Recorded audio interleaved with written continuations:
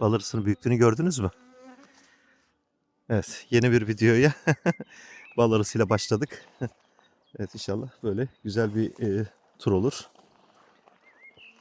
Yine bakın böyle muhteşem bir doğaya geldim.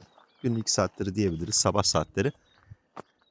Evet, belki dünyayı gezemedik ama doğada gezmeyi şimdilik başarabiliyoruz. İşte her zaman söylerim, yani mesele dünyayı gezmek değil, kendi iç dünyanıza yolculuk yapabilmek. Yoksa yani dünyayı gezmişsin, kendini tanıyamadıysan, kendi iç dünyana yolculuk yapamadıysan çok bir faydası olmuyor. Kendi kalbini bulmuş, iç dünyasında yolculuk etmiş insandan kimseye zarar gelmez. Bunu yapmak için de genelde böyle yalnız olmak, doğada olmak gerekiyor. Evet, ne mutlu bunu başaranlara. Allah'ım ne güzel ya. Bütün bitkiler çiçekte. Bakın, şöyle bakın. O kadar güzel ki. Allah'ım şu kuş sesleriyle. Evet, sizlere kadar geliyordur. Yani şuranın havası bile bir şifa. Bakın bu bizim meşhur göz dikenleri artık kartlaşmaya başlamış. Bakın şurada. Evet, artık batıyor. Gerçekten batıyor. Ama şöyle söyleyeyim. Ara ara yağmur yağdığı için batmayanları da var. Mesela bakın bu daha henüz küçük, böyle gölgede kalanlar. Şurada göz dikeni. Yani şu küçük olanlar alınabilir. Neyse, biraz yürüyelim. Bugün ilk hedefim ot toplamak değil. Bir komşum için sadece bulursam, kengerler de kartladı ama bulursam taze kenger diken alacağım. Sonra artık şehire doğru dönelim. Yalnız olmak güzel ama tabii ara sıra böyle şehre girip insanın dostlarını, arkadaşlarını görmesi de gerekiyor. İşlerini takip etmesi gerekiyor. O yüzden günün tamamını burada geçirmeyeceğim. Doğa bir şifa ama bazı insanlar da şifa ya. Yani gerçek dostları, iyi insanları bulursanız, yani kimi insanın yani yüzünü görmek şifadır. Kiminin sesi şifadır. Ne bileyim işte, hepsinin kiminin sohbeti şifadır. Allah'ım herkese öyle dostlar nasip etsin. Evet, yani mesele zaten nicelik değil, nitelik. Yani çok dostunuz olup da size sıkıntı yaratacağına az dostunuz olsun. Her şeyle size şifa versin. Evet, şimdi şuradan şöyle ilerleyelim. Otlar uzadıkça tabii bir böyle daha temkinli hareket etmek gerekiyor. Sabah serinliği var. Sabah hava nispeten soğuktu ama bakın hava güneşli ve ısınıyor. Şu ağacı çok seviyorum ya. İzlemesi bile bir keyif.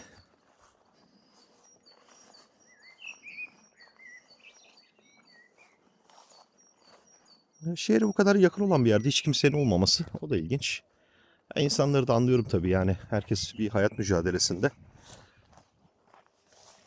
Bakalım şurada bir kenger dikeni var. Ne durumda?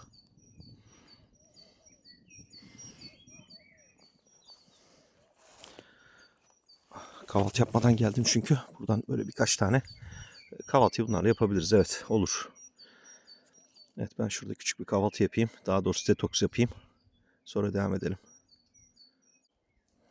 Bakın şöyle bu dikeni böyle soyup yerseniz böyle doğal bir detoks yapmış olursunuz. Bakın böyle içi boş değilse, esnekse taze. Yani böyle salatalık gibi. Bol sulu. Tadı da gayet güzel. Bundan öte bir detoks yok. Yani gerçekten güzel. Bakın sarı papatya ve beyaz papatyalar bir arada. Gerçekten çok güzel ya. Böyle hem gövdesinin sarı olması. Bakın şunun güzelliğine.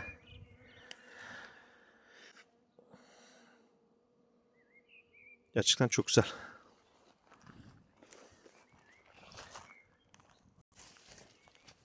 Burada yüzlerce farklı bitki var.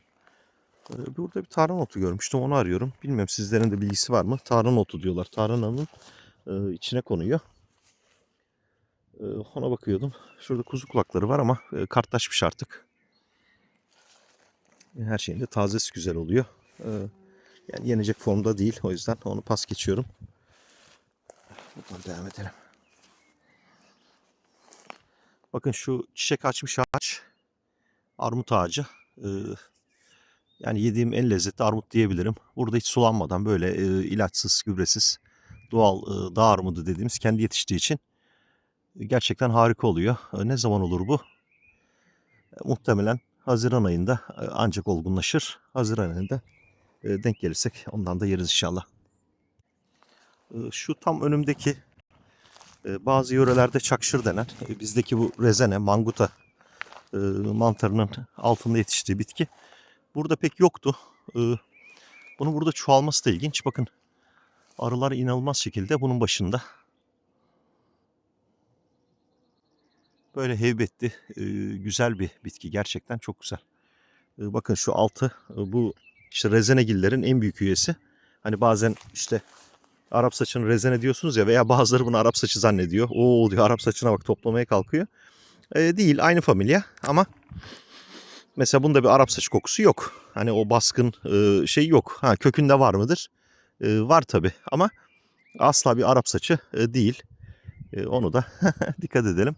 Ama çok muhteşem bir görselliği var. Bilmiyorum, Doğan Bey köyüne giden olmuş mudur? Gidenler vardır. O köyün girişinde etrafta bundan bol miktarda var. Yine Pamucak bölgesi bölgemizde çok var ama bu bölgede yeni. Yukarı bölümlerde görüyorum Sultaniye köyüne doğru ama bu taraflarda ilk defa gördüm desem yeridir.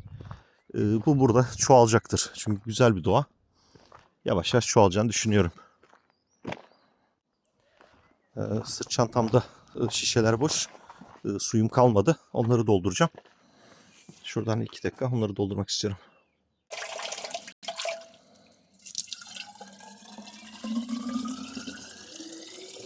Gerçekten buz gibi. Muhteşem bir su. Birazını da içelim. Şöyle boş akıtmayalım. Gerçekten yani dağdan direkt geldiği için kireç yok. Bütün mineraller üzerinde. Evet. Yani bu suyun çok hastaları var. İçtiği anda hemen tanıyor suyu. Çünkü binlerce yıldır aynı kaynaktan çıkıyor. Hatta çıktığı yer o kadar eski ki bu su kaynağının hemen şurada bir 300-400 metre yukarıda. Orayı işte eski çağlarda şey yapmışlar. Böyle tarihi mermerlerden veya taşlardan bir çerçeve bile yapmışlar. Çok eski zamanlar, belki de 2000-3000 yıl önce. Yani insanlar bu suyu binlerce yıldır kullanmış. Çok küçük bir kaynak, küçük bir şeyden akıyor. Ama olsun, hani insanların bu suyun değerini binlerce yıldır bildiğini ve halen kullanılmakta olduğunu bilmek güzel bir duygu. Yani biliyorsunuz hani bu Efes bölgesi burası, yakın.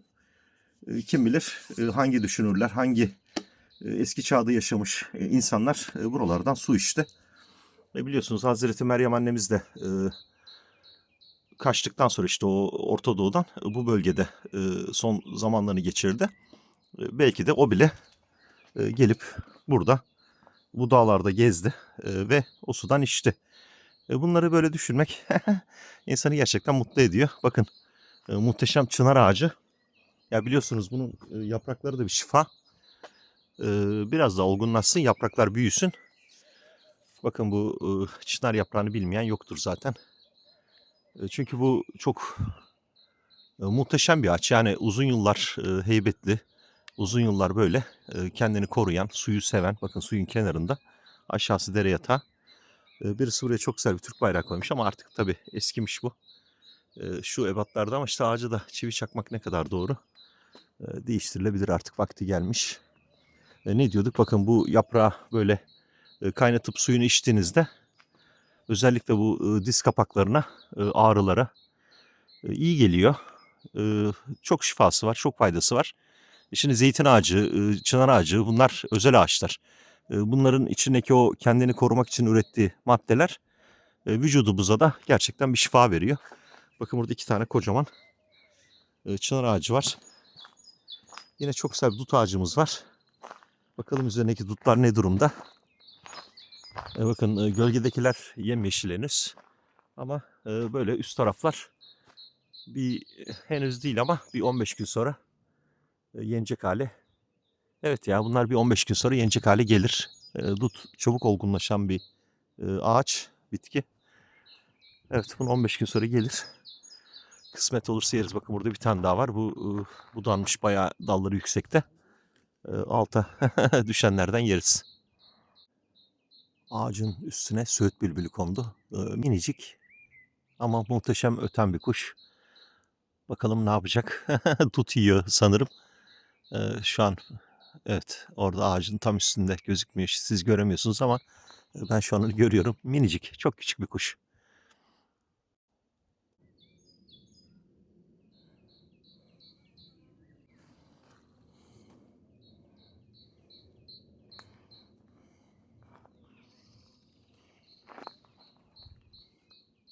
Bakın bir güvercin uçtu hemen önümde. Evet, genelde aynı bölgelere geliyoruz. Neden? Hani ben de gönül ister tabii sizleri farklı yerlere götüreyim, farklı coğrafyalara. Şartlar malum. Yani şimdi az önce bir depo benzin aldım. 2000 TL. Yani evet, ben de isterim hani Kuşadası'nda ve çevresinde muhteşem güzellikler var. Bu kış şartlar böyle oldu. Bunların hepsini size gösteremedik, sunamadık. Farklı yerlere gittik tabii ki. Ama gönülden geçip de gidemediğimiz çok yer oldu. İş şartları, hayat şartları bazen buna izin vermiyor. Ama inşallah bu yaz iyi çalışalım. Önümüzdeki kış mevsimde yani gerçekten size göstermek istediğim öyle güzellikler var ki. Bakın ya, şu güvercin muhteşemliği. Onları birlikte inşallah keşfederiz, görürüz. Farklı yerlere de gideriz. Var yani bölgemizde gerçekten muhteşem güzellikler var. Buraya niye çok geliyorum? Burası yakın. Yani ben evimden sırt çantamı alıp buraya yürüyerek dahi çok rahat ulaşıyorum. Merkeze çok yakın ama hem yakın hem uzak. Kimsenin olmadığı muhteşem bir yer. Böyle hani milli park olmayıp da bu kadar güzel olan bir yer daha yok herhalde ya. Yani alansal olarak belki müsait değil. Bilmiyorum. Yani bazılarının işine de gelmez buranın milli park olması. Çünkü o zaman ona göre yapılaşma zorlaşacak. Ulaşım, ne bileyim. Yani bazılarının işine gelmez, o yüzden de yapmazlar ya. Burayı milli park yapmazlar. Ama en azından korunması gereken bir yer. Benzer bir statü, farklı bir şey yapılabilir. Bakın orada bir kocaman bir incir ağacı sanırım o ya. Karşıda, evet, uzakta. Yani sürekli gelsem de burada her gün yeni bir şey keşfettiğimi söyleyebilirim. Şu yukarıdaki vadiye çıkmayı çok istiyorum ama artık geçti. Yani bu saatten sonra risk olur. Soğuk bir havada. O vadiyi çıkıp o üstte bir muhteşem bir alan var. Onun yarısına kadar çıkmıştım geçenlerde. Oranın da tamamını inşallah sizlere izletirim. Şimdi buradan farklı bir yere geçeceğim. Biraz sakarcı toplayayım diyorum. Sonra kekiğin zamanı. Eşten dosttan isteyenler oldu. Biraz kekik toplayalım. Parça parça topluyorum. Yani kurutması kolay olmuyor. Bir de anca daha böyle hani toplanacak kıvama geldi. İşte böyle bir farklı bir yere daha gideceğim. Tabii ki plan böyle ama şartlar ne olur? Orada karşımıza neler çıkar? Farklı bitkiler. Ona bakarız artık ya. Evet, bu videoyu da şöyle şu en güzel noktada bitirelim. Bakın doğadaki kuşlar ne kadar mutlu. Nasıl ötüyorlar. Şu yukarıda bir böyle bir yapılar var, taşlar. Onları hep merak etmişimdir. Doğal mı? Sonradan yapılma mı? İnsan yapımı mı? Bilmiyorum ya. Tam emin olamıyorum. Onları da size şöyle göstermiş oldum. Evet, yeni videolarda görüşmek üzere diyelim. Şimdi farklı bir yere gideceğim. Orada da bir güzellikler görürsem çekim yaparım. Çekim yapmaya müsait güzellikteyse onu da sizlerle paylaşırız. Evet, görüşmek üzere.